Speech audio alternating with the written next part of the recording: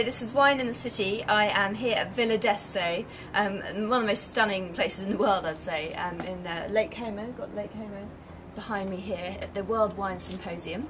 I'm joined by Hervé Scott, the winemaker of Terrazas and Cheval tasting two wines today. We've got the Terrazas Aficionado 2007 Malbec and the Cheval So Hervé, could you maybe talk me through a little bit about the Terrazas? Yes, Terrazas de los Andes first, it's a winery which is at the foothill of the Andes in Mendoza, in Argentina. It has been created 20 years ago, right. Being also creation of Moët & Chandon, who established more than 50 years ago in Argentina, and 20 years ago decided to create a still wine winery, focus on Malbec and also Cabernet Sauvignon. Fantastic. And so this one here is a single plot. It's 100% Malbec from 80-year-old vines, so it's got that kind of the depth and complexity I think that comes with the old vines. So should we have a smell and see what we can get? What are you getting on the nose there? On the nose we are getting a flavor of typical of the Malbec of this terroir. It's a terroir of Las Compuertas, a high altitude terroir with vines which are more than 80 years old. Yeah. It's the highest solist expression, I would say, of the Malbec characteristic. On the nose you have a lot of black cherry, dark cherry, some lively plum. You also have something very typical from the Malbec, which is the violet, a flower which is there, and also an hint of mint, some spiciness, quite fresh, giving some complexity to the wine. Yeah, it's got this lovely minerality, lovely freshness, like Hervé was saying, these kind of violet floral notes, obviously lovely kind of black and red fruit as well. Would you say it was a violin solo perhaps, or piano, or what instrument? This one is personally I like a lot the violoncelle, you know. Okay, cello maybe?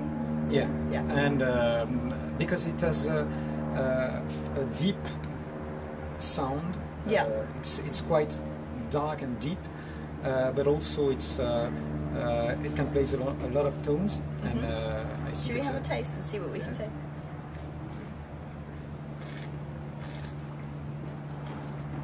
It's got a lovely concentration of fruit, but it's also got that freshness carrying through, I think.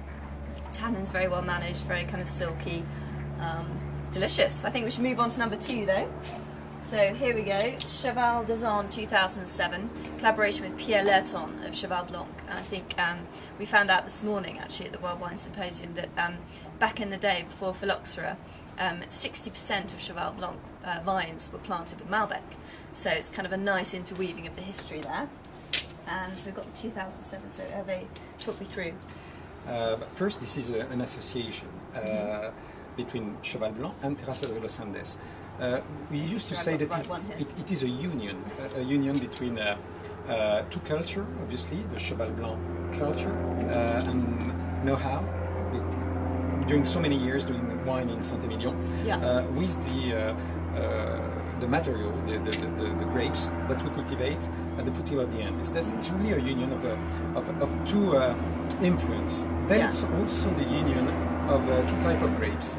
It's a blend, it's an assemblage in the pure style of Cheval Blanc in France, who used to blend the Merlot and the Cabernet Franc, the two being very complementary.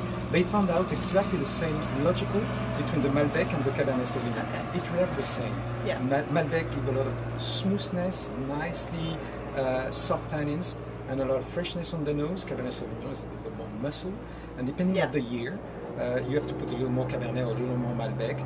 It's perfect balance that adapt to every year in order to reproduce the same style year after year. And there's a dash of Petit Verdot, I think, in this one. There is always 5 to 10% of something else, you know, like the spice on top of Can you just check I've got the right one? I'm pretty sure this is it, but didn't want to get the glasses mixed up. You get the right one. Excellent. So let's have a smell. Again, like the last one, it's got that lovely freshness, lovely red and black fruit. It's kind of slightly floral notes. In what way do you think it differs, though? The Cabernet Sauvignon coming through a bit? Yeah, I think there is also the cassis, the spiciness, a little bit of I would say soft green pepper, very very soft, which give another dimension to the wine. Maybe black cherry, bit of bramble. Black cherry. Like that. For me, there is also a very nice complexity of the wood. with the very best French oak, which gives a sort of a vanilla and some praline character. The nose is elegant, complex, lively, for a wine which is aimed not only to be good today, but to go up and up and up. I think decade for sure. after decade. I think this will definitely age, and it's a very delicious wine and a kind of nice marriage, I think, of the best of the old world and the new world, and it's a real sign of what Argentina can do and where it's headed. Exciting time. So Hervé, thank you very much from Como. Cheers.